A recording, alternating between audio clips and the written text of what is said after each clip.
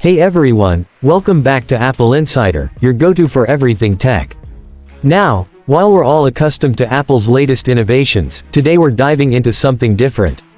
We've got the Samsung F04, an upcoming device that's creating quite the buzz. The year is 2025, and Samsung is making some bold moves to compete with Apple's dominance in the budget phone segment. So, let's take a deep dive into what the Samsung F04 has to offer.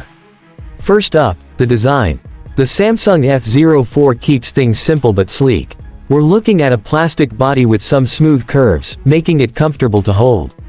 It's got that signature Samsung look but feels a bit more accessible with its understated design. The display is a 6.5-inch PLS LCD screen. Now, it's not OLED, so don't expect those deep blacks and punchy colors, but for the price, it's offering a solid viewing experience. Whether you're watching videos or scrolling through your social media feed, it'll get the job done, but don't expect flagship-level brightness or contrast. Now, what about the performance? Well, inside, we've got the Exynos 1330 chipset paired with 4GB of RAM. It's a decent setup for day-to-day tasks, but don't expect to run heavy games or multitask at lightning speed.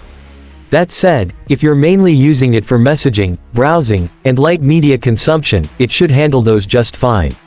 Let's talk cameras. The F04 comes with a 50-megapixel primary sensor and a 2-megapixel depth sensor.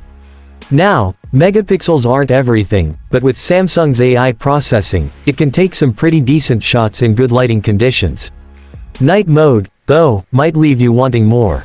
Still, for a budget phone, it's a good offering, especially for casual shooters. Battery life is definitely one of its strong points. The F04 packs a massive 5000 mAh battery, and with the less power-hungry display and processor, you can expect it to last well over a day with moderate use. For people who rely on their phones to get through a busy day, this is definitely a plus. Software-wise, the Samsung F04 runs One UI Core, which is Samsung's lightweight version of its standard UI.